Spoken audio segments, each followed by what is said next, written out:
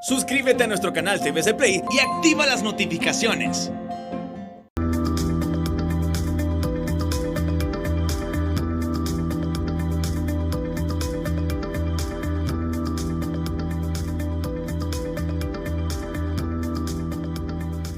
Muy buenas, bienvenidos al banquillo, gracias por estar con nosotros. Revisamos cómo está enfrentando el mundo esta nueva ola de contagios por SARS-CoV-2.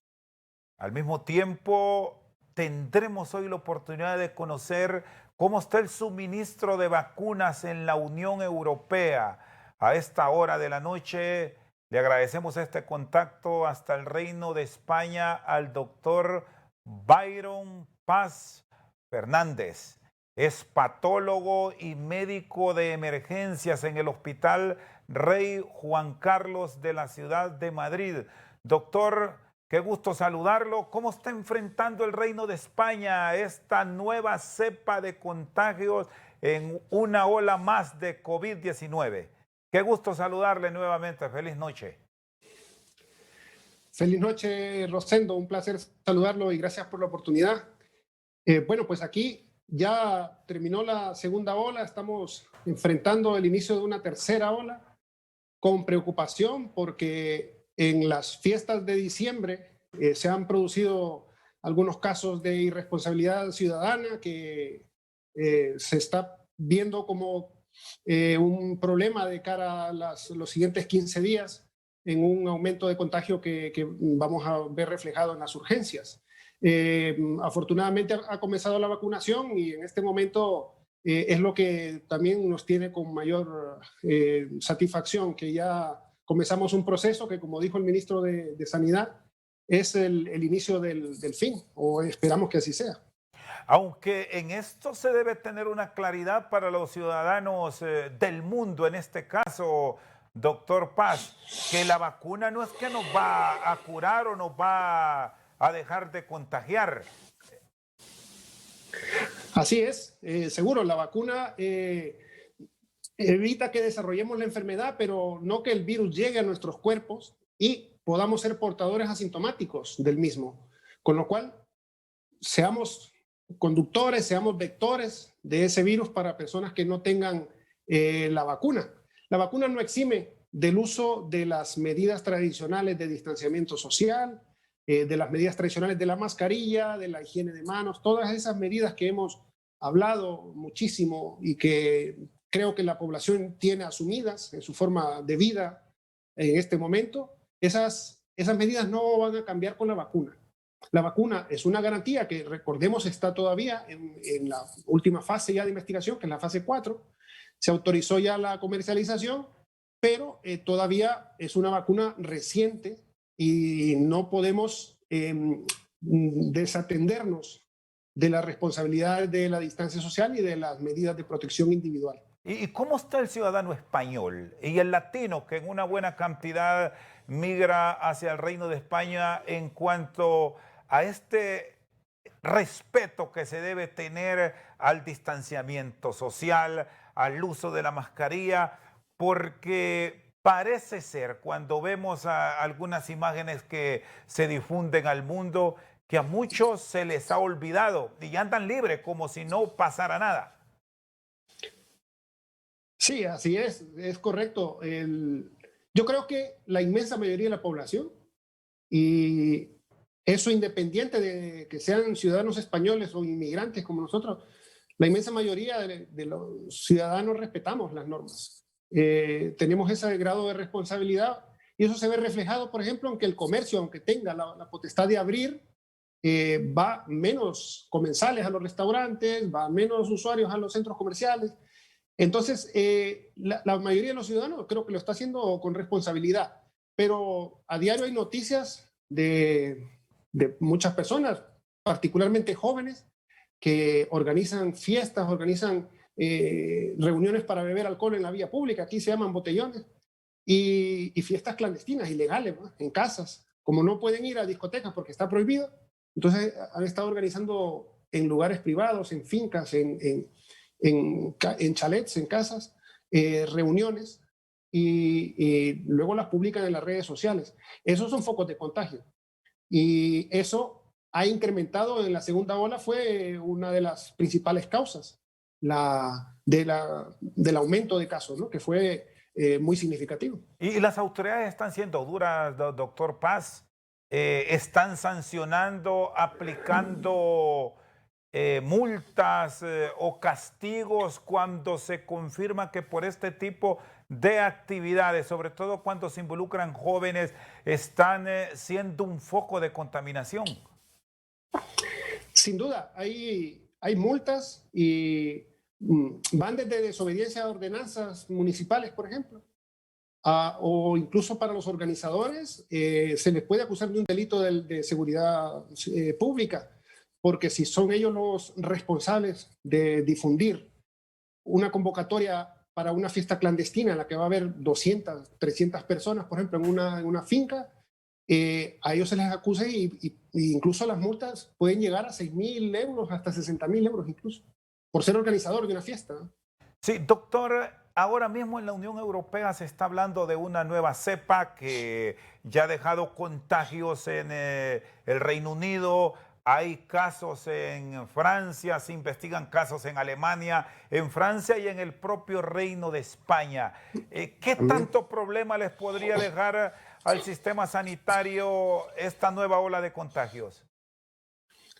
Bueno, la cepa fue identificada y codificada en el Reino Unido, y cuando se publicó ya se suponía que estaba fuera, que andaba circulando fuera del Reino Unido.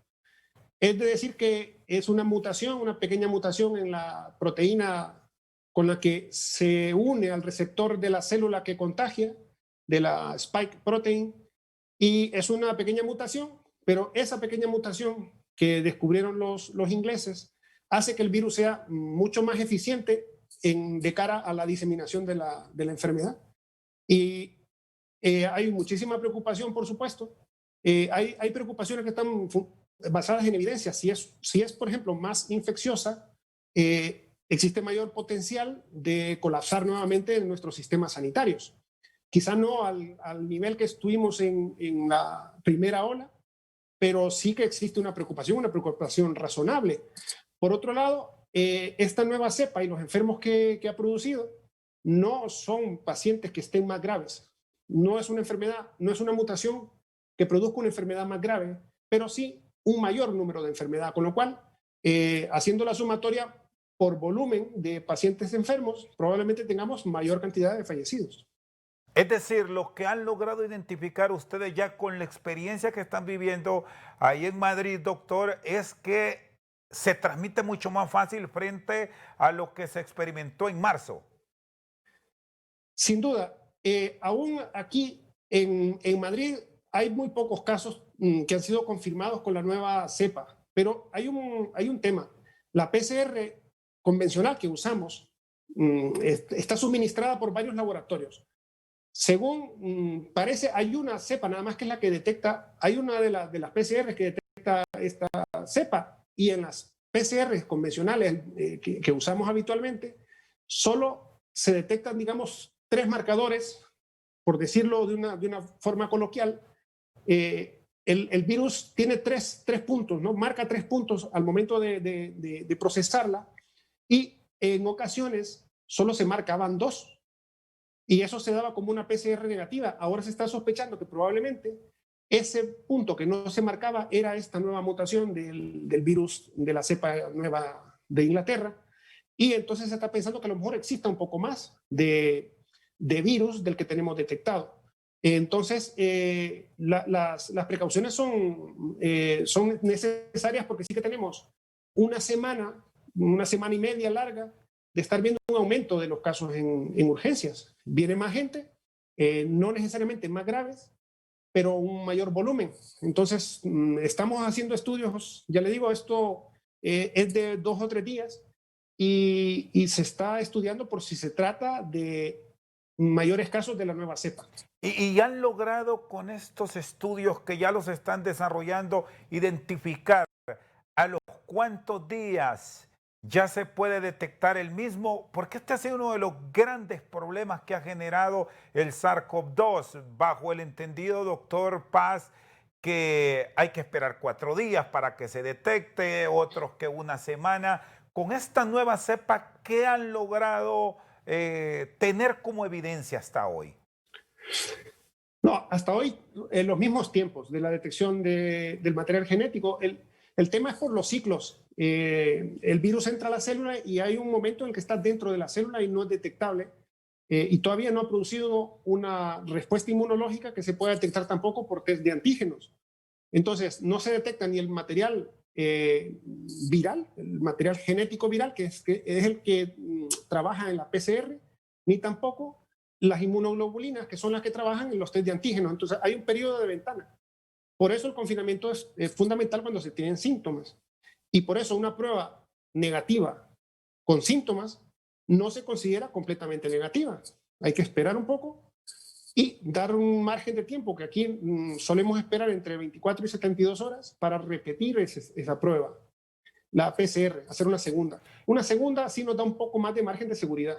Y muchas veces ante una primera PCR negativa, esperando 24, 48 horas hasta 72 horas, la segunda sale positiva sí o sí. Sí, Esta nueva cepa va a ser igual, va a tener es el mismo virus. Lo único que ha cambiado es la llave con la que entra la célula.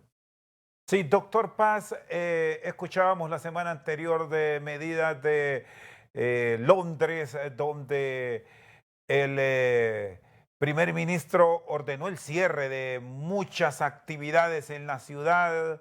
¿Cómo está el Reino de España? Madrid, Barcelona, Valencia, Sevilla, Bilbao, donde hemos escuchado ya de algunas disposiciones en el pasado. ¿Cómo se está manejando el tema del confinamiento ante el incremento de casos? No ha sido tan dramático como en Reino Unido por la razón obvia de que no hay el mismo número de casos de la nueva cepa, que es más infecciosa. Pero sí, las autoridades se han llamado a la responsabilidad y por ejemplo, han restringido las horas en las que va a estar permitido, por ejemplo, el estar en la calle el 31 de diciembre, por ejemplo, que siempre aquí está la costumbre de comer las uvas en la medianoche. Pues en muchas ciudades van a apagar las luces navideñas, y las uvas no van a poder estar los ciudadanos en la calle porque hay un toque de queda a partir de las 8.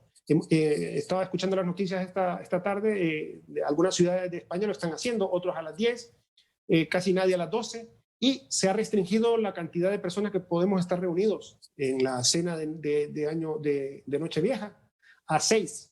Antes era 10, se ha bajado a 6, y particularmente la Comunidad de Valencia ha cerrado la entrada de todo ciudadano que no tenga su residencia ahí en Valencia. Esas son las medidas que las autoridades han puesto. No son tan dramáticas, pero sí son enérgicas, no son intensas. Muy bien, está con nosotros esta noche al banquillo el doctor Byron Paz Fernández, directamente desde Madrid, España. Vamos a una pausa, en breve continuamos.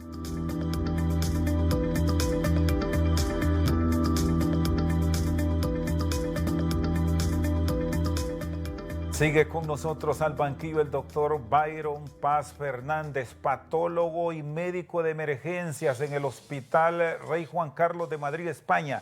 Yo recuerdo un diálogo en marzo, doctor, cuando el SARS-CoV-2 tenía prácticamente de rodillas a Europa, con muertes en algunos países de más de 1 millar por día. ¿A hoy cómo están los hospitales, aun y cuando hay altos niveles de contagio en algunas ciudades del Reino Unido y del propio España? Los hospitales, en este momento, tenemos un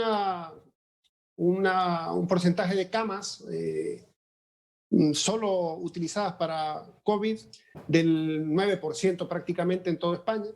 Es decir, prácticamente 1 de cada 10 camas está siendo utilizada para coronavirus. Es mucho menor que en la primera ola.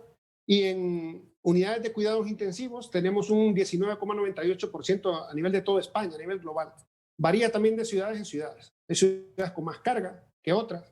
Baleares, por ejemplo, tiene más carga que Madrid, pero Madrid tiene más carga que Barcelona, por ejemplo. Entonces, depende de la ciudad, va variando, pero oscilan entre esos porcentajes. Tenemos margen todavía de respuesta. Sin duda, no nos va a tomar por sorpresa el que venga una tercera ola. Hay un poco más de preparación, tenemos material de bioseguridad, los EPIs, y hay suficiente medicación, oxígeno y todo. O sea que se ha sido previsor en ese sentido. Pero el porcentaje se espera que se incremente, ¿no? El porcentaje de ocupación de camas. Con todo lo que se ha aprendido del SARS-CoV-2 frente a lo que hoy vivimos, ¿qué tipo de medicamentos, cómo están atendiendo a los pacientes en este instante, doctor? Bueno, básicamente existen todavía muchísimas dudas de los medicamentos que se están utilizando.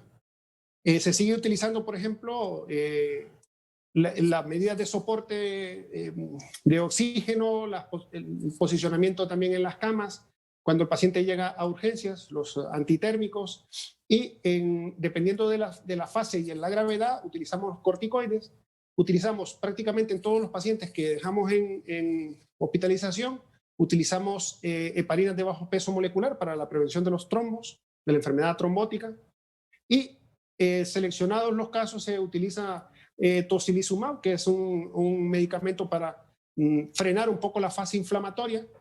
Hay otros medicamentos que incluso se han estado usando, otros anticuerpos monoclonales como bamlanimab, son nombres muy complejos, ¿no?, de los anticuerpos monoclonales, y el remdesivir, que el remdesivir no se utiliza de manera indiscriminada porque es un medicamento también caro y con limitaciones de compra. Entonces lo utilizan básicamente en cuidados intensivos. Para la escala en la que nosotros estamos en urgencias, nosotros sí que siempre damos también cobertura con cefalosporina de tercera generación, que es un antibiótico, previniendo una sobreinfección, y damos el soporte ventilatorio con cartuchos presurizados de corticoides, de beta-agonistas. Usamos salbutamol y usamos bromuro y patropio, básicamente. Y eso, para pacientes que no están graves, es lo que son.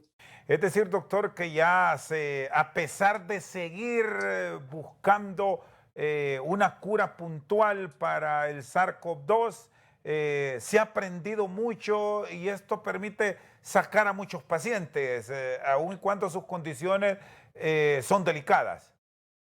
Sí, sin duda, en parte el aprendizaje, por ejemplo, el uso de los corticoides, en un principio no se sabía bien si podía ser de beneficio. Se limitó al principio de la pandemia porque no se tenía experiencia. O sea, cuando hay una infección y se usa corticoides a gran escala, puede incrementarse incluso la viremia, ¿no? Eso es lo que nos ha dicho la experiencia en otras enfermedades y por eso había que ser precavidos.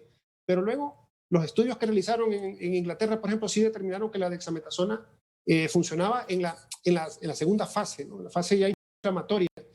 Por eso está contraindicado en la primera y está contraindicado en pacientes que no tienen una enfermedad grave. Es decir, no una persona que tiene una enfermedad no grave no debería usarlos en principio.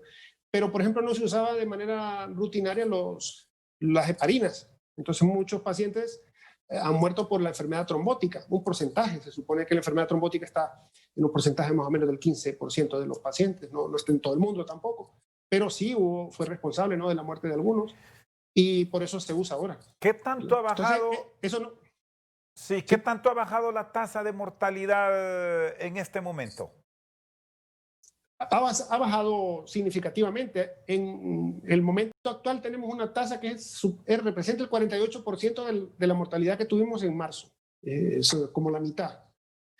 A pesar de que ahora, por ejemplo, hay mucho conocimiento de lo que es la enfermedad, de las medidas de protección y tenemos hospitales mucho mejor preparados, tenemos una mortalidad del 48%. Yo no sé si eso sea necesariamente mejor, porque en marzo nos agarró por sorpresa y los hospitales colapsaron. Entonces, como que justificaba un poco esa alta mortalidad. Ahora, con hospitales, digamos, con condiciones mejores, estamos teniendo apenas o sea, estamos teniendo la mitad de muertos de entonces, con lo cual yo creo que sigue siendo alta, no está controlada la pandemia aquí. Sí, los adultos mayores siguen siendo los más expuestos en el Reino de España, o han encontrado algún sector de la población que a ustedes como médicos les sorprende el alto nivel de contagio que están registrando. No, la inmensa mayoría de pacientes fallecidos fueron ancianos que vivían en residencias. Ahí estuvo el porcentaje principal de fallecidos, pero con distancia. El resto, pues, personal sanitario, falleció una cantidad importante. Somos personal de riesgo, ¿no? De estar constantemente expuestos a altas cantidades de virus. Y el transporte los usuarios del transporte público. Pero la mayor mortalidad ocurre en personas mayores, que España tiene una de las poblaciones más longevas de Europa y del mundo. Y eso sí que vuelve vulnerable a un amplio porcentaje de la población, que sigue siendo vulnerable ahora. Por ejemplo, doctor, ahí en el hospital donde usted labora, en el Hospital Rey Juan Carlos, de cada 10 personas que están atendiendo, ¿cuántos son adultos mayores? No les sabría decir exactamente una estadística basada Puntual. en números, porque no me la he preparado, pero así a mi juicio, a mi apreciación, mayores de 60 años, digamos, ¿verdad? Yo creo que sí que puede que sea el 50% por encima de 60 años, la mitad de los que vemos. Sí, doctor, usted me... Lo que no vemos son niños casi.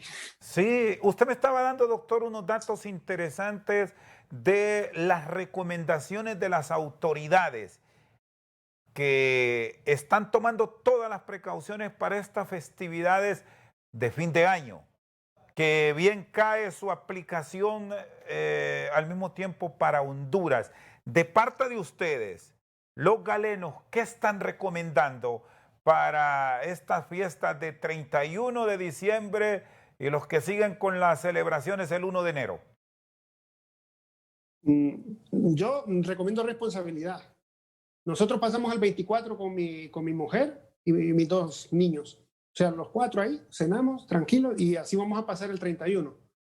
Mis papás, por ejemplo, en Honduras van a pasar en la casa, mi papá y mi mamá, y vamos a hacer una reunión, vamos a reunirnos a través del Zoom para hacer la oración que mi mamá siempre hacemos con mi mamá el 31, pero no van a ir. Mis sobrinos, mis hermanos que viven en San Pedro no van a ir porque es exponerlos de una manera innecesaria. Yo creo que tenemos que tener conciencia que esto solo es una fiesta. El mundo no se acaba porque no tengamos una celebración convencional del 31. Es un año atípico, ha sido un año atípico completamente, en la economía, en lo social, y creo que es un ejercicio de responsabilidad ciudadana que previene la enfermedad de nuestros seres queridos, a fin de cuentas, porque si yo me enfermo, voy a una fiesta yo que soy joven, regreso, termino infectando a mi papá o a mi abuelo, y puede ser que la celebración del 31 sea muy buena, pero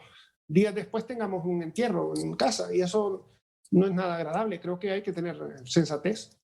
Sí, de acuerdo a las estimaciones y los manejos que están dando a la pandemia en este momento en el Reino de España, temen un incremento de casos.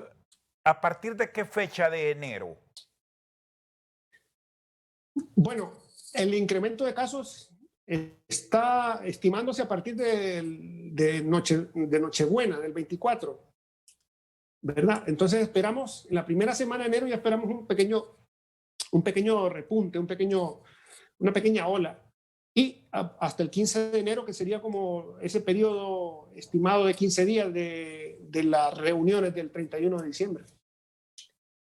Muy bien, está con nosotros el doctor Byron Paz Fernández. Vamos a una pausa, ya regresamos.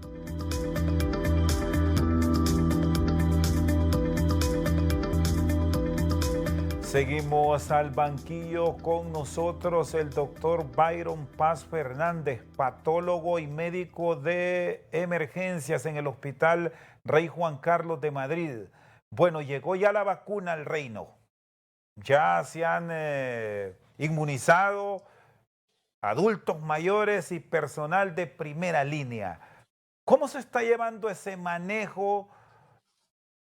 ¿Cómo recomiendan para nuestras economías que se haga el mismo de una manera eficiente, doctor? Aun y cuando aquí a nuestro país no ha llegado, pero hay que ir tomando estos ejemplos del primer mundo. Sin duda. Bueno, aquí empezó ayer, 27, en toda Europa. Eso, por ejemplo, es un ejemplo que podría seguir nuestro país, que es más fácil relativamente hacer negociaciones con estas empresas en bloque. Europa negoció con Pfizer, por ejemplo, y con Moderna está negociando a nivel de bloque para la compra de las vacunas, y así garantiza mayores ingresos, a mayor compra, pues mejores, ¿no?, condiciones. La vacunación comenzó ayer. Hoy hubo un problema porque la vacuna Pfizer es una vacuna que tiene la dificultad de que necesita ultracongelación para poder transportarse de forma segura. Y hoy pues no había suministro. Se supone que va a venir mañana, viene de Bélgica, que es donde está la fábrica. Y entonces la recomendación que yo daría a Honduras es, primero, hay que hacer una evaluación de las vacunas que están actualmente en el terreno, ver cuál es la que conviene a Honduras por razones de economía también y por razones de transporte, porque existen estas vacunas la vacuna de Pfizer y la vacuna de Moderna son vacunas de última tecnología, la del mRNA mensajero. El RNA mensajero es lábil y por eso necesita temperaturas muy bajas para mantenerse estable. Entonces cuesta llevarla a los lugares. Hay que tener ultracongeladores de menos 70 grados y esos son difíciles, no están disponibles en todos los sitios. En cambio, hay otras vacunas, por ejemplo, la de Oxford AstraZeneca o la de Sputnik o la CanSino Biologic, que es la vacuna china, que son vacunas de vectores virales. Es otro tipo de tecnología en el que a un virus, normalmente un adenovirus, se le quita, por ejemplo, el gen que codifica la replicación. Y por la tecnología utilizada en la vacuna, se le agrega un gen que es el que codifica la proteína S, que es la llave del coronavirus. Entonces, esas son las vacunas que está trabajando Sputnik, Oxford, AstraZeneca, y los precios son relativamente considerables. Es decir, una vacuna de Moderna vale como 15 euros la dosis, son dos. Una vacuna de Pfizer, 12 euros, dos dosis también. En cambio, la de Oxford va a valer como 2 euros. Entonces, esa, por ejemplo, es más barata. Lo primero que debe hacer, creo yo, las autoridades en nuestro país es ponerse de acuerdo, pedirle consejos a los médicos, ¿no?, a ver cuál es la vacuna mucho más eficiente, dadas las características socioeconómicas de nuestra región y nuestro sistema sanitario. ¿Cuál va a ser la mejor, la más efectiva, la más fácil de transportar? Porque esta de AstraZeneca solo necesita una congelación de una refrigeradora normal. Entonces, a lo mejor sí que conviene hacer compras mayores de este tipo de vacunas. Y hay un elemento, doctor, que me gustaría que me ampliara con toda su experiencia. Negociación en bloque, en grupo, porque esto genera mucha más credibilidad ante el laboratorio que se va a buscar. Ya me daba este ejemplo de la Unión Europea, que también lo ha puesto en marcha Estados Unidos con Pfizer y la empresa alemana BioNTech, que ha permitido a Europa tener acceso en principio a muestras en el orden de las 10.000. Pero ya van otras cantidades en las próximas horas que va a permitir ir inmunizando a la población de riesgo. Sí, así es. Lo que la Comisión, bueno, la Asociación Europea del Medicamento fue la primera, ¿no?, en ver los documentos de la investigación que estaba realizando Pfizer BioNTech y hizo compras anticipadas. Esa fue una parte de la financiación que tuvo multimillonaria, ¿no?, estas empresas para poder sacar la vacuna en tiempo récord. Y entonces ya estaba el compromiso con toda la Unión Europea. Por eso el programa era 27-27, es decir, los 27 miembros comenzaban a vacunar el día 27 de diciembre. Alemania se adelantó, en una región se adelantó el día 26, pero casi toda Europa se empezó a vacunar el mismo día, ayer.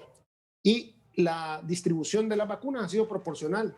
No ha sido los que más dinero tienen, llevan más vacunas, no. Por eso es una ventaja de una negociación en grupo. Eso le ha dado la oportunidad a Europa de tener una vacuna rápida en el mismo diciembre del 2020. Y para estas economías, ¿es posible tener acceso a las primeras vacunas que ya está distribuyendo en Europa, en Estados Unidos y en algunas otras regiones, Pfizer, BioNTech? El caso de América, podemos citar México y Costa Rica, que son un ejemplo en América Latina que ya tuvieron acceso a las primeras vacunas. ¿Puede ir Honduras ahora mismo en base a una petición directa, contactar a los laboratorios y comprar estas vacunas? Sí, yo creo que si se empieza esa negociación ahora, las vacunas llegarán en junio, porque el volumen de producción que tienen estos laboratorios es limitado. No es de ir y traerlas, sino que las tienen que hacer, y la manufactura tiene limitaciones porque son billones de dosis las que ya están encargadas. Entonces, si Honduras ahora va a negociar, sin duda que va a la cola. Entonces, todo eso se tiene que evaluar. Ver, por ejemplo, las otras vacunas. Ver Oxford, AstraZeneca, ver CureVac, ver Sanofi.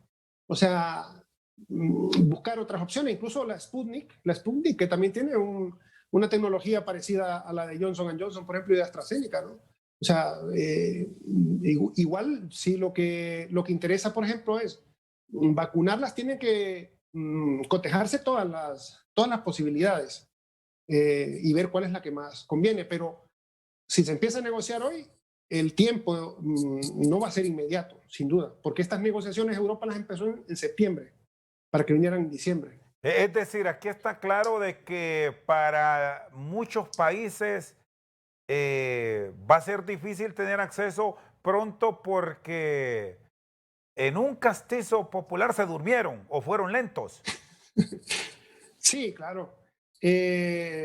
Claro, es más fácil para estos países poderosos, ¿verdad? Contar con recursos, disponer tanto, o sea, son PIBs altísimos y decir, bueno, tienen reservas potentes y pueden tirar, incluso pueden apostar por la vacuna cuando todavía está en fase de diseño.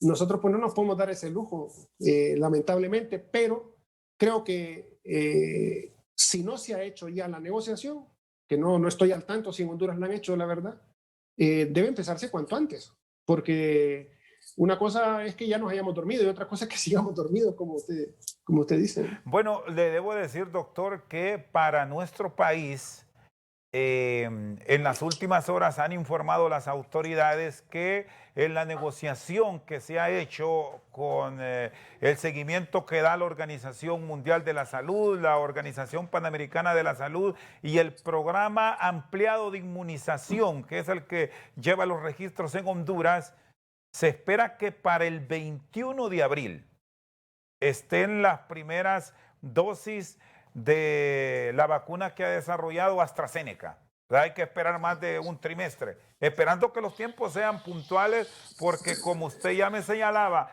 los ejemplos de Pfizer pueden haber retrasos. Sí, sin duda. AstraZeneca, la tecnología de la vacuna es una vacuna más estable, no necesita temperaturas tan frías para mover. Eso sí que opera a favor de que tengamos menos retrasos, pero bueno, abril, mientras tanto hay que seguir con las medidas y todo. Ya hay una fecha y eso es importante siempre. Muy bien, está con nosotros el doctor Byron Paz Fernández. Vamos a una pausa, ya regresamos.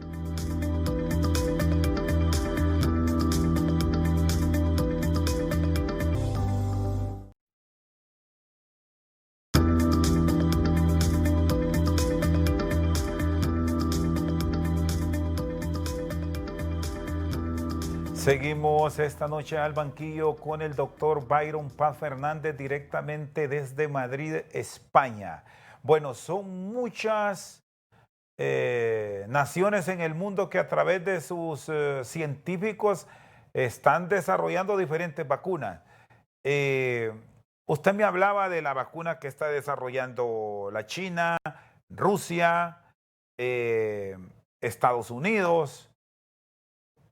¿Recomienda que ya las autoridades vayan buscando estas otras opciones, partiendo las complicaciones que tiene la vacuna de Pfizer por el tema de la cadena de frío y la misma vacuna de Moderna?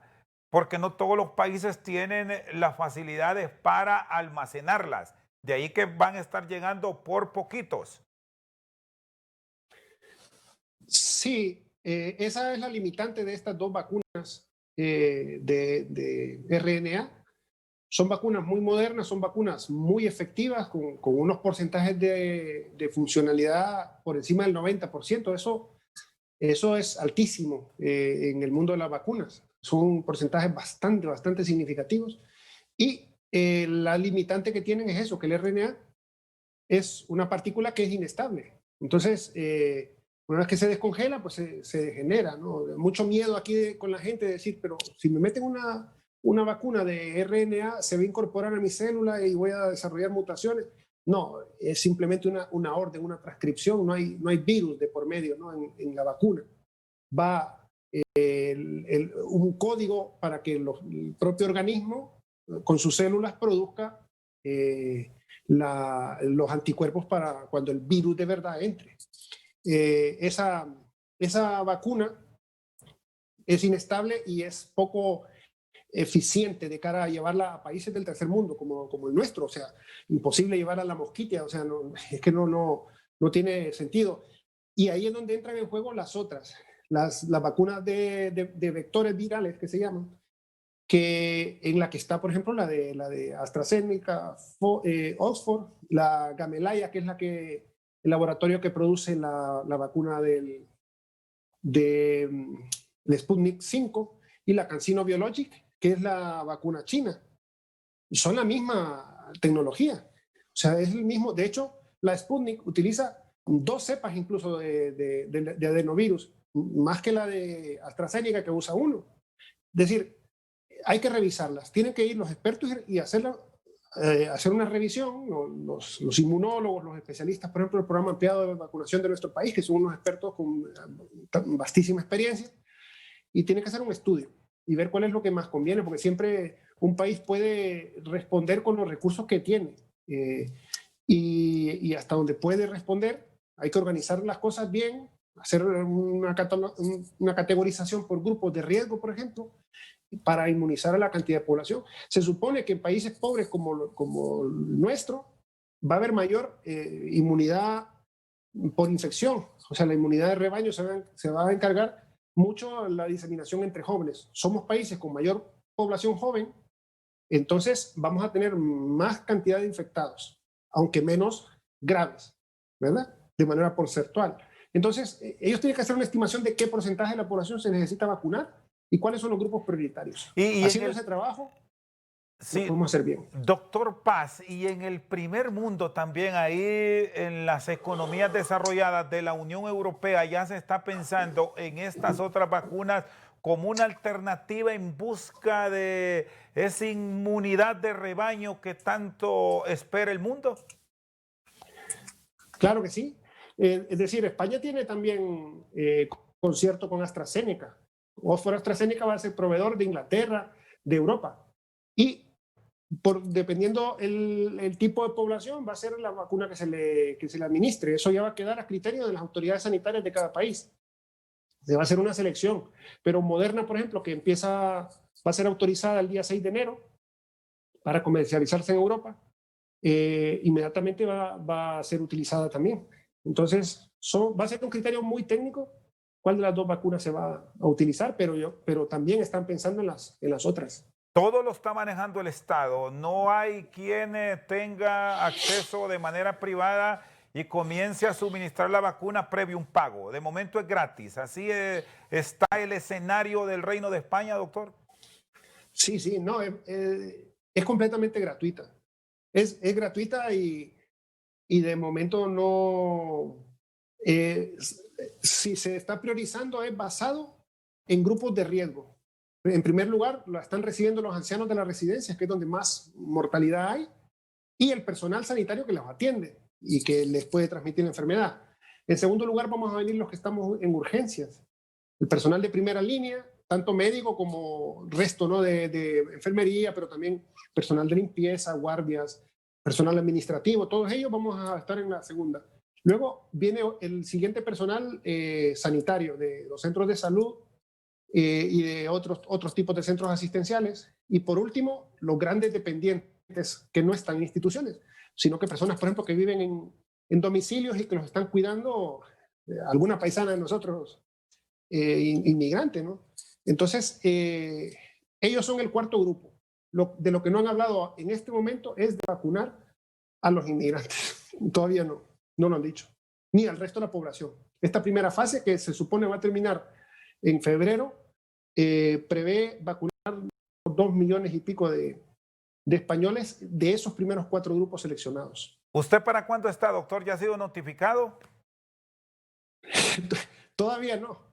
Ya me puse en la lista y nos van a llamar porque, claro, como la vacuna a veces da reacción, a veces una vacuna puede dar un poquito de fiebre y si hay un poquito de fiebre, pues no vamos a ir a una guardia si tenemos unos graditos de temperatura que a lo mejor sean por la vacuna, pero que también pueden ser por el COVID. Entonces, hay que hacer una estrategia. Entonces, mañana tengo guardia en urgencias. Es probable que me toque vacunarme el miércoles, probablemente. Doctor, ¿y la atención a los migrantes cómo está? Ya me explicaba que de momento la vacuna para ellos no va a estar disponible, pero si alguien se contagia de una enorme cantidad de ciudadanos, no solamente hondureños, sino de diferentes países del mundo, mucho africano también que llega al reino, Se le atiende perfectamente. no hay ningún problema, aun y cuando no tenga papeles. No, es un problema de salud pública, se le atiende completamente. Esto porque se genera siempre aquella controversia y el temor de que no vayas porque te van a poner a firmar documentos, te van a levantar todo un historial de tu vida y después te van a ir a deportar. Eso lo puso el gobierno anterior a este, lo de firmar un papel, que es un papel no vinculante. Eso es lo primero, es decir, la gente firma, pero después si quiere no paga. La atención aquí es universal, es un principio que está puesto en la Constitución y eso supone que todo ser humano, por el hecho de existir, de ser humano, tiene acceso a la sanidad. Y bueno, de momento la atención sanitaria más en una crisis como esta está garantizada, no hay temor, hay que ir. Si se siente mal uno, pues va a la urgencia y lo van a atender. Doctor Paz Fernández, le agradezco sus palabras finales. ¿Está descansando un poco más ahora frente a los hechos de marzo y abril en Europa? Sí, claro. Estamos mucho mejor porque en abril fue que nos agarró desprevenidos. Fue una ola que nos dio un revolcón, ¿no? como se diría en lenguaje coloquial. No estaba preparado. Por definición, ningún sistema está preparado para una pandemia que viene así tan pronto, en 3 meses. No es imposible prepararse porque no hay dónde comprar esos materiales que se encargan con antelación. Entonces, fue peor, fue muy mala. Yo la recuerdo y mi mujer también. Cuando escuchan ciertas canciones que ponían entonces y pasábamos encerrados y además en los primeros días yo pasaba encerrado en un cuarto aparte y mis hijos no me podían ver, digamos, porque no sabíamos y teníamos ese miedo. Y entonces sí que fue mucho más duro en marzo. Esperamos que esta tercera ola no sea tan mala como aquella, porque en Inglaterra, por ejemplo, ya están hablando de confinamientos mucho más estrictos, ¿no? Y severos, parecidos a los de marzo. En la experiencia de la gripe española, el principio del siglo XX, la gente se confió cuando bajó la primera ola y la segunda ola fue peor. Entonces, ahora mismo en Europa la segunda ola es peor. Lo que pasa es que están distribuidas todos los fallecimientos en más países. La primera ola estaba muy circunscrito, España, Italia, poquito de Reino Unido, pero ahora están todos en Suecia, o sea, están desmadrados, ¿no? En Alemania, en Países Bajos, tienen unos niveles altísimos, ¿no? En Polonia. Entonces está en términos globales mucho más afectada a toda Europa. Gracias, doctor. Un fuerte abrazo y le agradecemos que nos haya acompañado a pesar de la hora, que ya es la madrugada en España. Bueno, Rosendo, muchas gracias por todo. El doctor Byron Paz Fernández, patólogo y médico de emergencia del Hospital Rey Juan Carlos en Madrid, España, con nosotros esta noche al banquillo. Por su sintonía, muchas gracias.